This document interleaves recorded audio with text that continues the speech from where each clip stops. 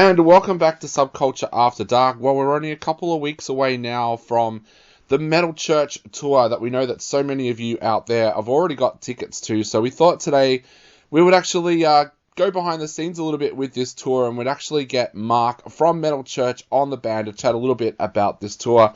Welcome to the program, mate.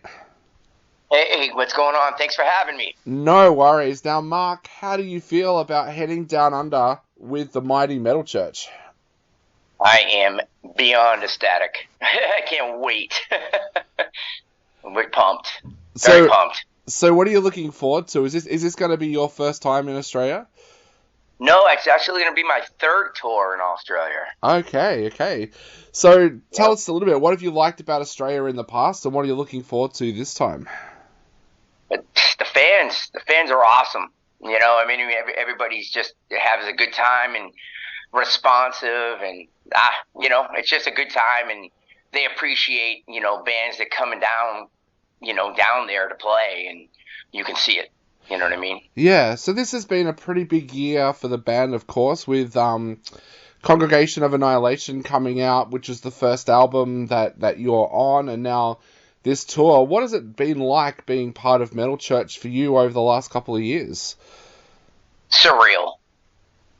Very surreal. Yeah. You know what I mean? You're talking about a band that I grew up listening to, and having a big influence of especially the first couple albums, and when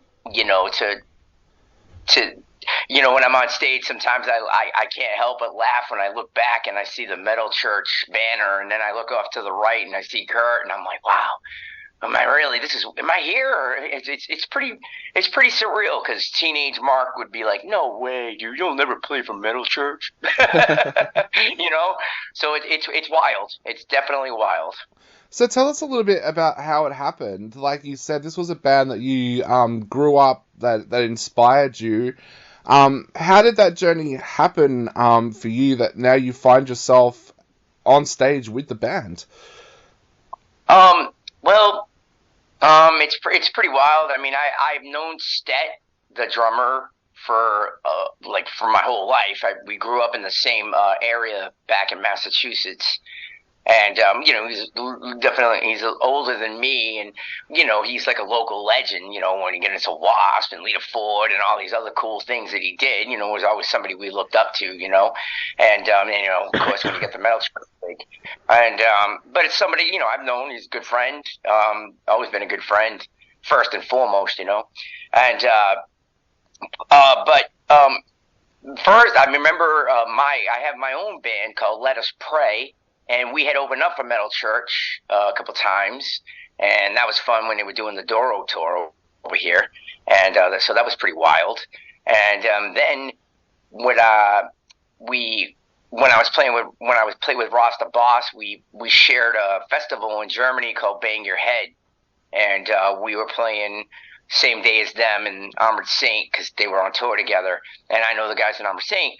So anyways, so they were playing during the day, we played at night, and they were like, oh, dude, we're all going to come over and, watch the show. And I'm like, oh, that's cool. I know how schedules are, but they were all there, and it was wild, so that was cool. That, so everybody got to see me play, so they knew what I did, and they enjoyed the show and stuff. And then I had been approached a couple months later about possibly, there was a possible situation where Mike wasn't going to be able to possibly play a couple of festival appearances, and they asked if would I be interested in filling in if that came up, and I was like, yeah, of course, I would, but fortunately for them, they didn't have to do that, and they went on as planned. So that was that, and then as time went on. Unfortunately, Mike passed away, and I thought for sure, from my end, it was like, there's no way the band's going to continue. It's kind of crazy. It's like all these things that have happened. They've been around for so long. It's probably like, I'd be at the point where I'm like, how many more roadblocks can we hit? Yeah. But sometime later, I got a phone call from Stet asking if I'd be interested in trying out for the band, and of course I said yes. I mean, you can only imagine the billions of emotions and thoughts going through my head at the time, but it was just one of those things. I got on the phone with Kurt and everybody else in the band, and we talked about just things, and I did my audition. I did a couple of tunes. That went well, and then we started working on. They had a big batch of tunes that they had written for their next album, their supposed next album, with Mike. So I took a couple of those songs that were more on the heavier side, and I wrote them, and they loved it. And then me and Kurt, we work really tight together, and we get along really well. And we, after months of work, after a pretty good amount of time working together and getting the process, it wasn't a fast process, as you could imagine. I mean, they were still processing the whole thing of what was going on, so hats off to them for just forging forward. But once we started getting into the stuff, me and Kurt realized, he's like, a lot of the material was more suited for Mike's voice, and you're more of the style of the OG Metal Church stuff. And I was like, yeah, that's really where my wheelhouse is. So we proceeded to write the material, and that's what happened, and everything worked out really well. Everybody's happy, and here we are. So, Mark, what's it been like going back and learning some of the older tracks for tours like this Australian tour? What's that been like for you? Well, for me, it's exciting because, like I said, the first couple albums for me are just like a staple. They've always been a staple in my playlist, So it was just a matter, obviously they'll listen into it, and then having to play it are always two different stories. But for me, it's just like, I could play, if somebody said, hey, you have to play both, everything off the first two albums, I'd be like, okay. Yeah. I just, for me, it's just a joy to play that stuff. Yeah. Definitely. You mentioned about how it's felt surreal at times when you've been on stage and you've looked across and seen the banner. What's it been like backstage, meeting the fans and things like that? Have you found the fans have embraced you as well as being part of the new Metal Church? Dude, honestly, it's beyond my best expectations. The fans have been amazing. I mean, absolutely amazing. They have welcomed me more than I could ever have hoped for. As you can imagine, I was super nervous. I didn't know how anybody was going to take it. Doing the new record, me and Kurt were as meticulous as possible, to make sure that we delivered the best that we could. And then I knew, obviously, going into the live scenario, facing that, we were going to end up obviously playing all the old material. You can only, like I always said, I practiced till my tongue fell out of my mouth, but when you hit the stage, it's a whole different game. Yeah. There's so many different elements when you play live that I can't even describe, that can, it plays on your head, and you definitely can become your own worst enemy at times. And, the first batch of shows live were definitely, hey, they were teething process for everybody. Think about them, those guys looking over and seeing me singing that, so it was the same for everybody to get into that comfort zone, which now we are. I mean, we are firing on all cylinders, and we couldn't be happier. As a band, we get along great. We have a lot of laughs, and, we meet the fans every night. That's one of the things about this band that I really think is awesome.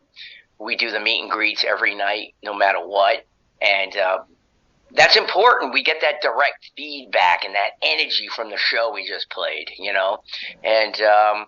I know that if it sucked, they definitely wouldn't be lining up, or they definitely wouldn't be so kind. You know what I mean? And that's just, because I've dealt with that with, being the raw stuff. I dealt with some pretty unruly fans from the other things I've done. So I've seen it, you know what I mean? And, but so this is a very welcome welcome and flattering, and I'm just so grateful that it's all working out and that the fans are genuinely happy.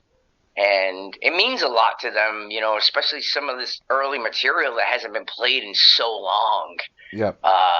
They're just lighting up, and it's nice, I mean, I'm as excited as they are, you know what I mean? Because these songs, it's just it's when I get out of my own head zone, realizing that I'm start to have fun with it, that I'm comfortable now. It's just as much fun for me as it is for the audience, Definitely. And now, talking of the fans, are you aware of the love for Metal Church here in Australia? I have heard. Yeah. So, I heard they're very well loved, and I heard the shows are pretty much all sold out, and that's amazing. I can't even wait. So, what have you guys got planned for us here down under? Has it been difficult to put together a set list for this tour?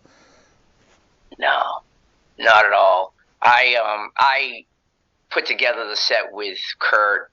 I mean, Kurt's awesome. He's like, well, what do you want to sing? And